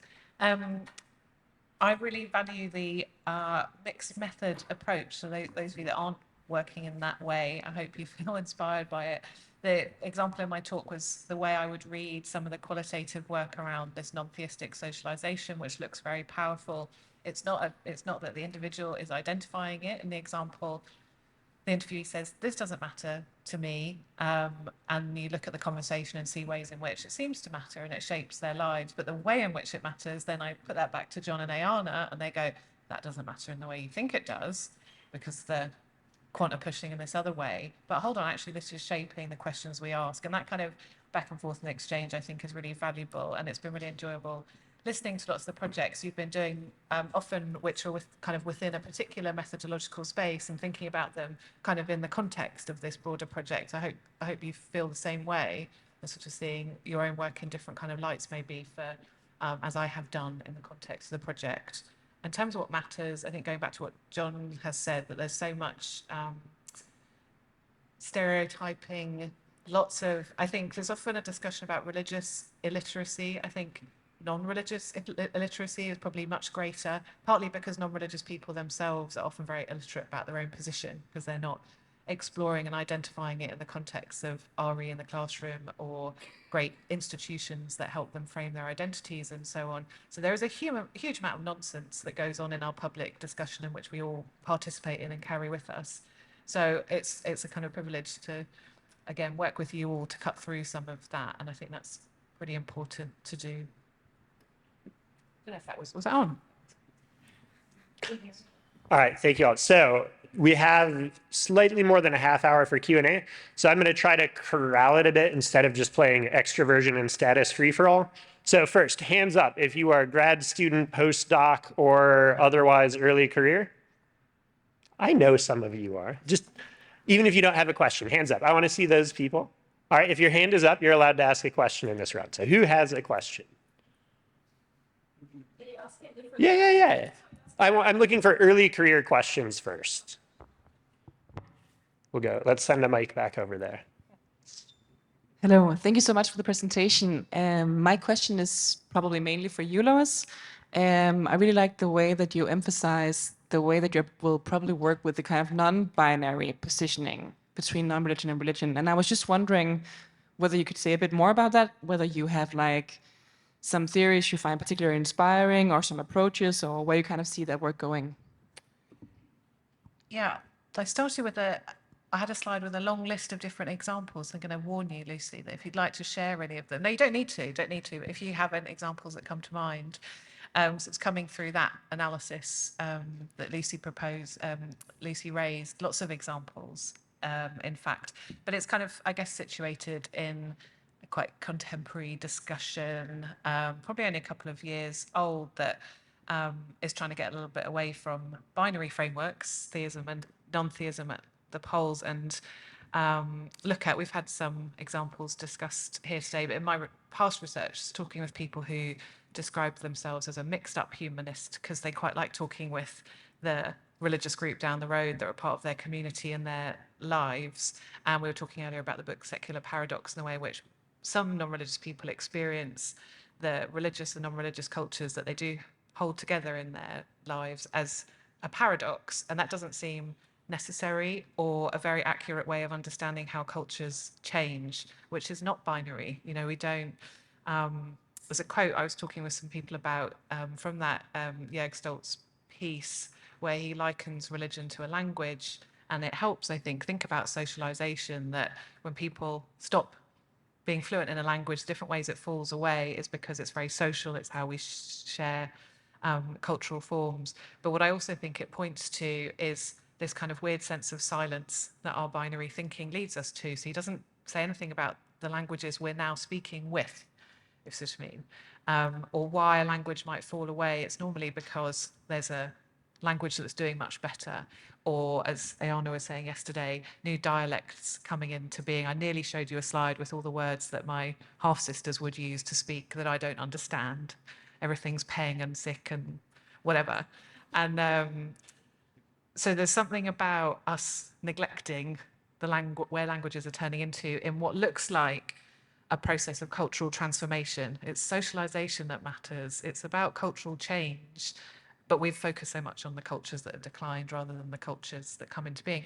And inevitably, that's a kind of much messier process. Has that given you some time to? Yeah, so I've got the general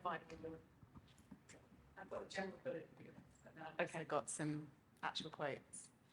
So basically things like practicing religion at school but not really believing underneath it all, or having a sort of mixture of different influences, but also tying into the individual choice norms thing.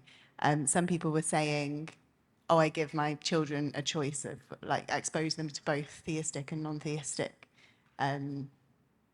sort of rituals or identities or whatever. And also people talking about their own parents, exposing them to both theistic and non-theistic worldviews. And some people genuinely didn't really know whether they'd been brought up with a religion or not. They were just like, oh, I guess it was sort of Christian, but they didn't really identify as being non-religious, being brought up. So this kind of Christianish thing. And yeah, people sort of going to church every so often, that sort of thing. Cool. I believe I saw a couple hands in that first round. We're still doing early career. Everybody's going to get a turn. It's just going to be sometimes people who are used to going first are going to go second.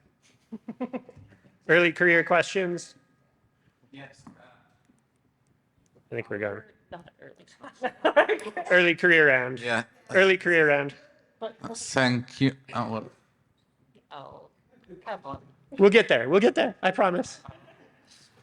Just a simple question. Did you also get a sense of why religious socialization is in decline? I mean, you kind of established it as the causal for explaining atheism, but I also infer whether did you observe a decline of religious socialization itself? And if yes, did you also get a sense of the causal factor behind the decline of religious socialization in UK? So Lois could probably speak better about this for the UK example specifically. So we don't have the historical analysis that we would need for this specific stuff. We have done it before. So I have some research that we did in the Czech Republic that looked at this. So you can kind of look across time at religious decline. We compared the Czech Republic to Slovakia to sorry, I'm losing my words here. But we looked at religious decline over time, and what you see is this sort of decline with communism coming in, and then people kind of continue to decline quite strongly. And if you compare that to Slovakia, where religion maintained itself, you see that people who were raised religiously in one country were just much less exposed to like religious socialization than in the other. So their parents were saying, at least on censuses, that they were very religious, but they're just not practicing as much. And that seems to kind of cause this long-term decline over time. What I think what you're going to need to look at is in each country, in a lot of places, the thing that actually changes that is going to be idiosyncratic, right? So there may be broad trends. I think if we look at existential security might be a good one that looks across different countries, but a lot of things that happen in any individual place are just going to be very specific. So do you have a good example of what might specifically change in the UK? I missed the question, so I've just heard the questions you put it to me. Sorry. So about specifically what changes? Well, yeah, there's I think that's too broad a question. Socialization. What change in socialization? Well, yeah, no. The big issue. Why did religious socialization decline? Oh, okay. Well, this is the question that we're all asking. I think I'm happy with Ayana's answer, which is, yeah, exactly. Religious socialization, yeah, starts to change dramatically, and that looks like a different story. So I guess some of the language we had yesterday from the book we were looking at was about kind of artificial religion and artificial secularity. And I guess our answer is sort of like those processes that are identified, yes, but the language of artificiality, maybe we can talk about different kinds of cultural determinants and things that happen. You know, we've got these really rich accounts from Hugh's work about the very specific things that are going on in Ireland and its history. In the UK specifically, you know, we can look at very, David Nash actually would probably be the best person to speak to, but look at the ways in which very particular non-theistic cultures are emerging, value changes going, there's lots of things that happen and the timing effects. And I think that sense of forced secularization and artificial secularization sometimes explains away those particular stories that actually matter so much. Got there in the end. Cool. Do we have one more? I thought I saw one more early career hand before we go free for all. One in the middle. You got the mic. Go for it. Yeah, at last. I appreciate very much your presentation and data. I have two issues I would like to comment with you. The first one is why is absent in your theoretical framework these five clusters, the rational choice theory. Rational choice theory not as a cognitive style, but it's as in the way that in the 90s and beginning of the new century was popularized of improving or maximizing utility. So when a society, religion is not more compulsive, it seems that the main reason to keep or to live religious practice and so is utility. So if I don't find any advantage about belonging or attending a religious service, I will simply leave, besides many other reasons that could contribute to.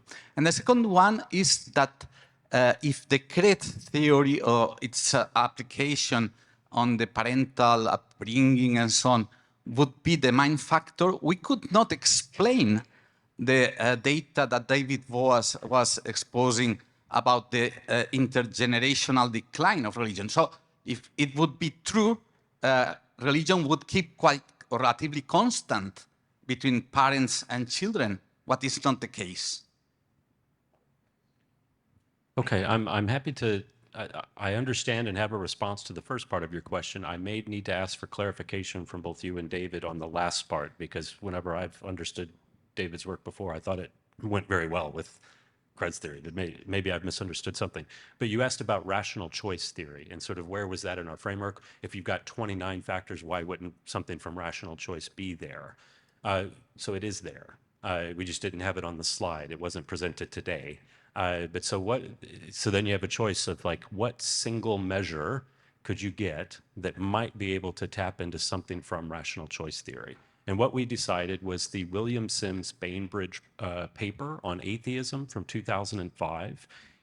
So from Stark and Bainbridge, rational choice theory of religion and atheism, Bainbridge argues that religion is a great compensator, right? That's the rational choice approach, is that in the absence of actual, I can't remember if it's rewards or whatever you're looking for, religion provides compensation. And he talked about a motivation for compensation of atheists are probably single, probably don't have good connections with their families, they don't have close, intimate ties, that, you know, in the face of the loss of loved ones, in the face of the difficulties of life, what would really motivate someone to be religious is you need to comfort other people, those compensators that you need to provide others. And so he said, well, he had some preliminary data that said, oh, it looks like atheists have minimal intimate social ties, that they would feel compelled to comfort other people in the face of hardship and death. That was the claim that was grounded in that tradition. So we had a measure of, please, we didn't ask for names, but like list the people that basically that you would have close intimate ties with, that you would share close personal information and have deep conversations with, how big is that social network? And so if according to the Bainbridge account, if that number is very low and you don't have the need to compensate these people in face of the horrors of life and death, then maybe that would explain non-theism. And we found that it did not explain any of the variants. So that may not be a perfect test of the rational choice theory, but it is grounded in one of the somebody that in that tradition that made a particular claim. We looked to operationalize it, and we found it to not be relevant. Now, the second, I don't actually, I may have missed the second part, but in relation to creds and David Vos, my understanding, you correct me if I've got this wrong, is that the cred story fits quite well with this, and that, say, existential security or opposition to the moral values of religion. These are pronatalist institutions that in the wake of value change towards individualism, people don't want to associate with as much, and that means they practice less. You might get this sort of fuzzy fidelity, as I understand it, where it's our identity, we have this kind of belief, but we don't do much about it. Those people don't do a lot of creds when they raise their kids. And so you would see a decline generationally about that. So I may have misunderstood your question, but my understanding is that these go pretty well together rather than are a problem. This is connected to the question of the form of the polling. Yeah? How declines this religious socialization? What is the reason that parents lose the attitude or attitudes to educate religiously their children? So why there are less kids? Sure, I think it's a great question. It's one that our data don't currently speak very well to, maybe a bit more in the qual, but our quant doesn't go there. I could tell you my ideas. I've got a few, but we don't have current data to argue that. But the first off the top of my head would be existential security, that when you're existentially insecure, you engage in more ritual practice. There's a long set of work in both psychology and anthropology supporting that idea that lowers actions.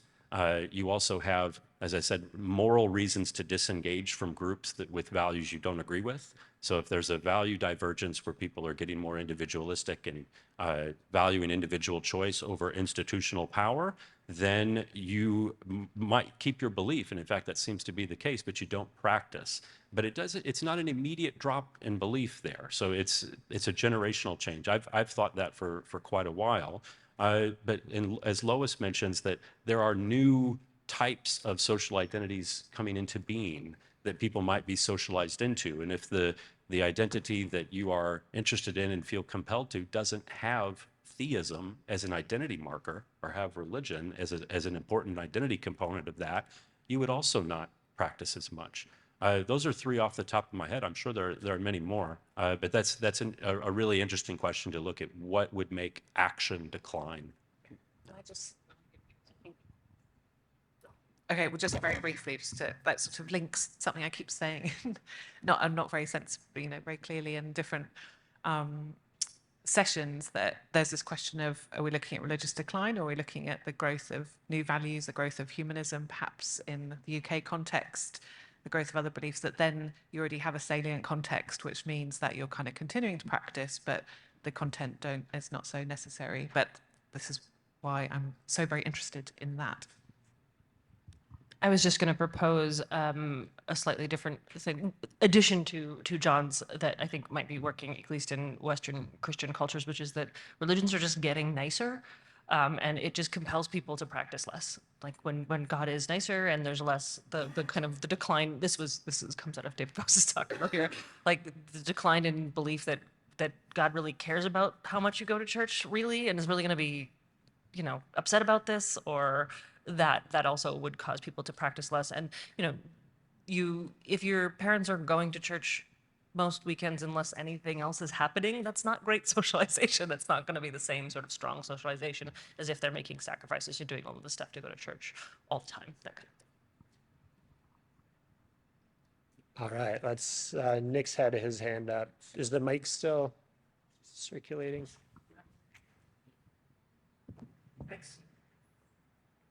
Thanks. Aha. Thanks for the talk. And data and presentation and the mixed stuff and the philosophy of science. This has it all. I found myself having a question about the quantitative side of things. So you found this effect on the naturalism, sorry, a correlation with naturalism. And at first I thought, oh, well, there's no more to be said, because if you don't believe in a supernatural being, then of course you wouldn't be religious. But then I was thinking of these people who often remind me of non-Western religious traditions that maybe aren't so anthropomorphic. And so maybe naturalism and religion aren't as, religious belief aren't as tightly tied as I thought. So I'm wondering, did you include naturalism as a variable in any of the models when predicting theism versus non-theism? Because it would be interesting to know if things like analytic thinking or socialization predict differences in religious belief above and beyond naturalism. So the way we quantified naturalism, so the way we kind of operationalize that makes that kind of impossible, because it would be entirely overlapped in our non-religious category. So to qualify as a naturalist, you would also have to not believe in God. So you would end up with only people on one side. It would just cause data problems, right? So because they're only, so the people who are atheistic, all of the naturalists are already in that category. They're just the extreme end of that category. So you end up with like analysis issues doing that. You don't have any variance on the other side to make that prediction.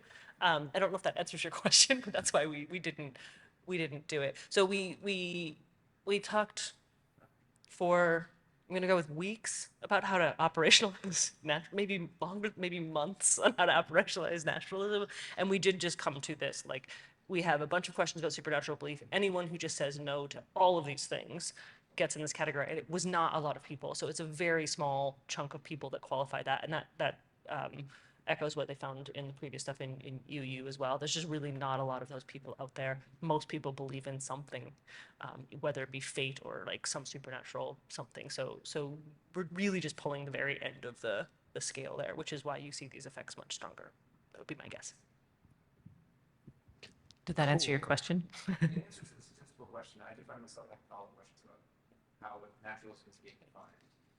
But you have to be able to take that. So I get it. All right, this round, who came from somewhere that's not North America or Europe? Like, who flew a long ways? I want to hear from people who flew a long ways. You've earned it. Your hand's up. Let's hear a question. I think I'm loud enough. I don't think I did. Yeah. So I just want to clarify, the presentation today is just on the sample from qualitative and quantitative data from the UK. And so what is the strategy going forward? And do you have any sort of insights you can share of what your hunches are of, do you think you're going to find something different if you're looking at China, for instance? Is socialization going to stand out on the top? Or what were the other items that you eliminated?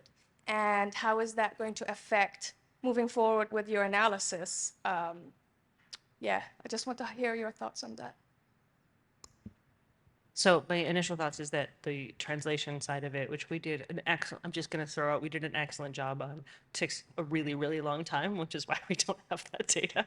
So this was a kind of back and forth that took forever. I don't know if I have any, I don't want to make any, I'm really reluctant to make claims about what will happen. I think the socialization stuff, part of that process, particularly for the creds, was figuring out in each of these places, what is actually relevant? Like, what are the relevant signals of belief? So I'm pretty confident that that stuff will go forward. I have pretty much all over the map intuitions about what's going to happen with like the cognitive bias stuff.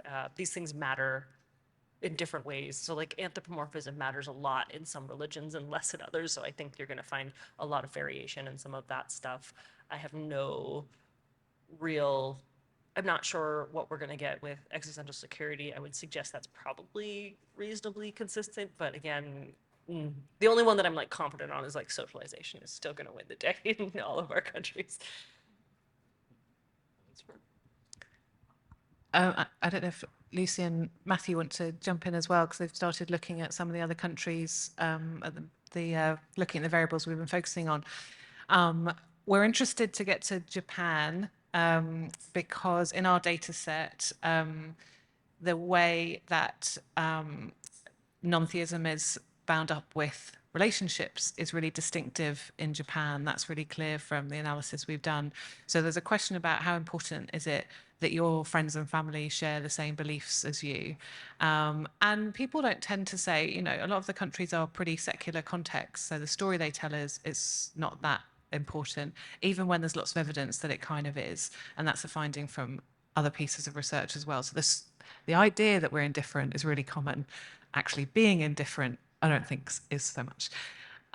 In Japan, people are much more likely to say it really doesn't matter, and everything they say around that kind of backs that up. Like I think I took the example out of someone who said that sort of choice story. I tell my kid, I expose them to lots of different things. They can believe what they want. I tell them I don't believe.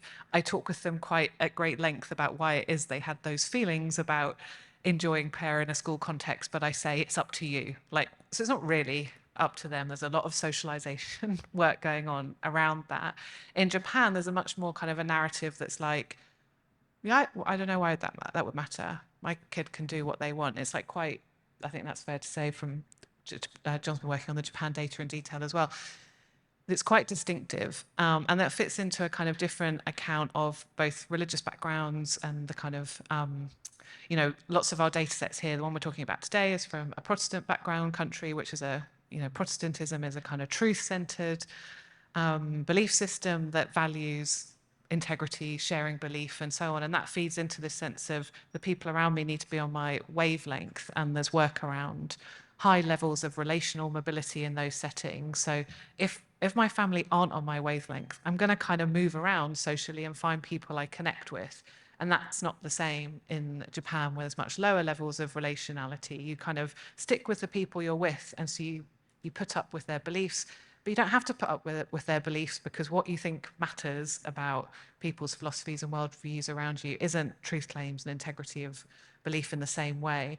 And again, the other way in which Japan's an outlier is across lots of data sets, different kind of Pew's data sets, so on, is it's one of the places in which a number of people who say the strong agnostic claim, I don't think we know whether God exists and I don't think there's any way to find out, is really high. All the kind of gender balances that kind of, which change over time, but start off in the UK and other places in the West being kind of white men, being more likely to be atheist, women less likely. In Japan, it's the other way. Agnostics are more female, to summarize, in the UK, more male. It's the dominant ideologies, that agnostic claim. And that makes sense in the context of a belief system that's really about the limits of what we know, not imposing beliefs on others. Totally different framework. So what does socialization look like in those contexts? I think it still looks like socialization, actually. So saying, my kid, why would it matter what they believe? They pass on that belief. Why would it matter? And a set of kind of practices in which you express your beliefs in different kinds of ways. So I think socialization does still happen, but it looks really different in a way that is really interesting and cool. Yeah, just following briefly on that in relation to Japan, had where's Nori? Great presentation on analytical thinking and creds. And Chris Kavanaugh and myself went back and forth a lot in trying to alter the cred scale to fit Japan. And Japan is this interesting case where there's often not a lot of speech about the existence of supernatural agents, but tons of practice that would mean one might assume their existence. That's really tough for Cred's theory, which relies on there being some verbalization. I'm just interested to see what's going to come out of that.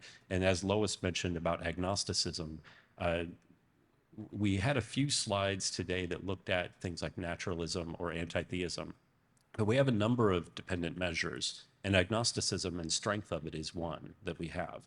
And the key thing that popped for me out of the understanding unbelief data in Japan was sort of that normative agnosticism. So when you talk about how we're defining atheism and agnosticism, it's this ISSP question. Number one, option, I don't believe in God. Number two, I don't know whether there's a God, and I don't think there's a way to find out. So that's atheism and agnosticism. That's how we've defined it in this whole presentation. And then there's several other options. In all the other countries but Japan, the atheists outnumber the agnostics. In Japan, the agnostics outnumber the atheists by quite a lot. that to me is very interesting. It makes me wonder how some of these factors might be playing out there. So that's in terms of what I'm looking forward to, and in digging into that data, I'd say that for me, that's what I'm most interested in. And sorry, I'd said, did Lucy and Matthew want to jump in? And then I turned to John. Did you want to say anything?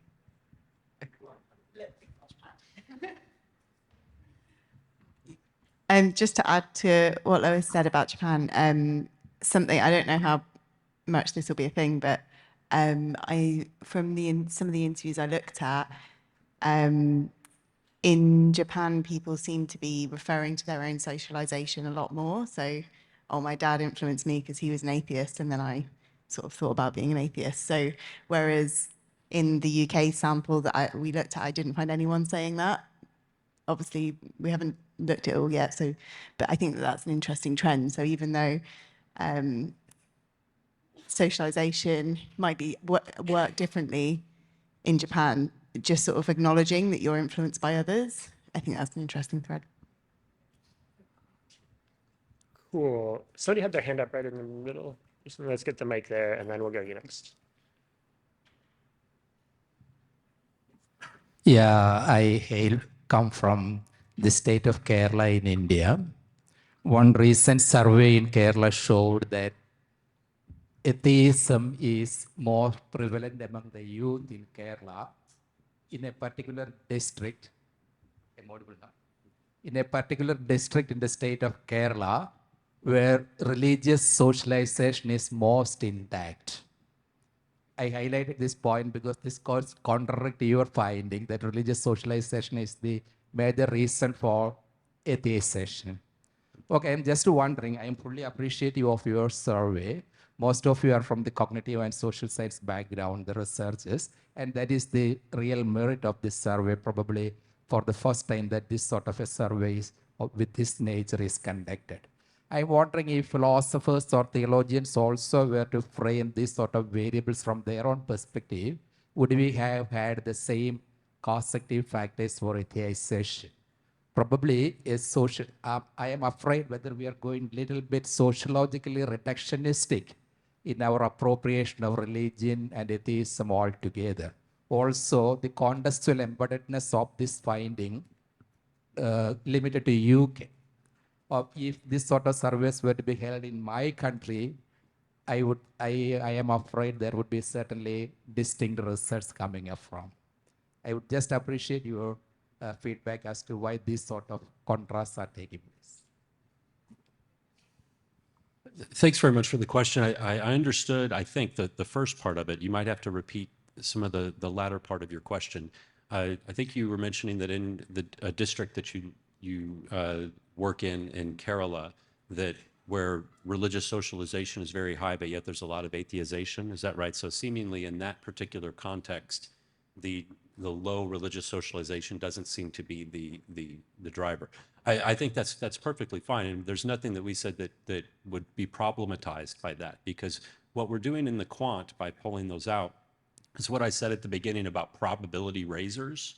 So it's not a deterministic argument that if religious socialization is low, then that necessarily means atheization happens, or if or vice versa. Basically, it's a probability raiser, just like most causal research across the sciences is about probabilistic causality. So whenever you point to a particular exception that says, well, that's not how it works in this place, that's okay. It's what we're picking out there is a broad trend, and so it might be that there's some other mechanism that is at work in that context that's explaining that. So I don't know the context obviously very well, but there might be a socialization into a different type of identity, such as a strongly rationalist understanding. I don't know much about it, but I have some inkling of a rationalist tradition in India that works against, say, holy men and whatnot, that there's this idea of rationalism against people being taken advantage of, and that can be, if you can be socialized into that and moralized into that is a force for good, that could be driving things there. But if you're looking broadly across a number of countries, a number of districts, some are going to be more common than others as causes. That's what we've found here. So it's not, I view what you found there to be perfectly consistent with my understanding of what we're saying. But I don't know if I covered enough of your question. Yeah, the second part of my question, whether precisely whether the epistemic limits of the disciplinary background of you surveys, how can we simplify this? That is just my application. Okay, so the epistemic limits of, say, psychology or sociology or anthropology. So which other disciplines do you think are not limited in that way that would change things? Moral philosophy. Moral philosophy? So Is such variables also are incorporated in our process we define. okay, I mean, I'm open to that. We would need to see some sort of causal claim that we could get a handle on in some way. But I don't. I think we have moralization variables. Professor, to make myself clear, Sure.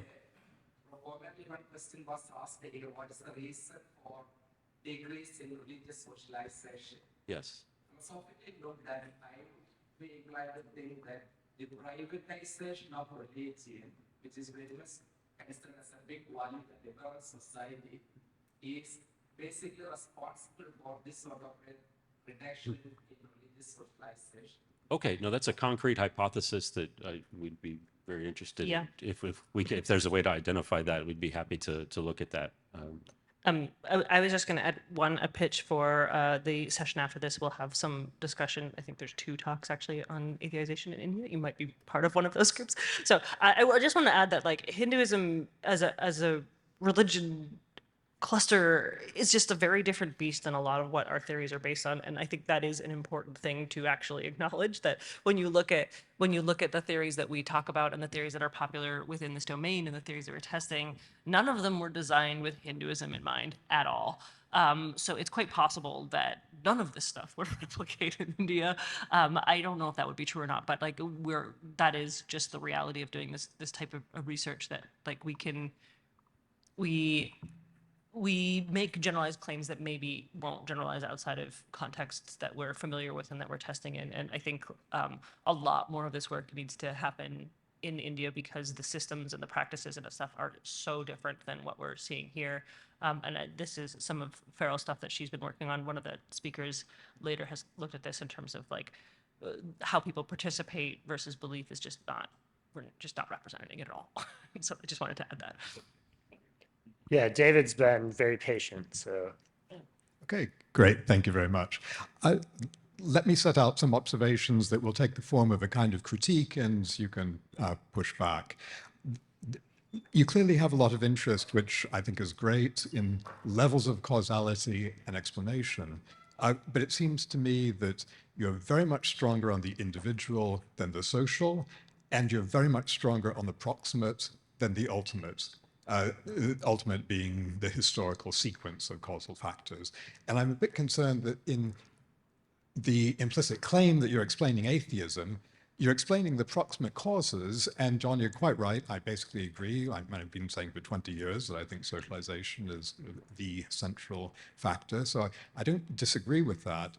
It's just, it seems to me that the whys are getting lost in explicating the hows, and this has been what's bedeviled the sociology of religion for decades now. We're getting stronger and stronger at explaining how secularization works without really making a lot of progress on why it's working.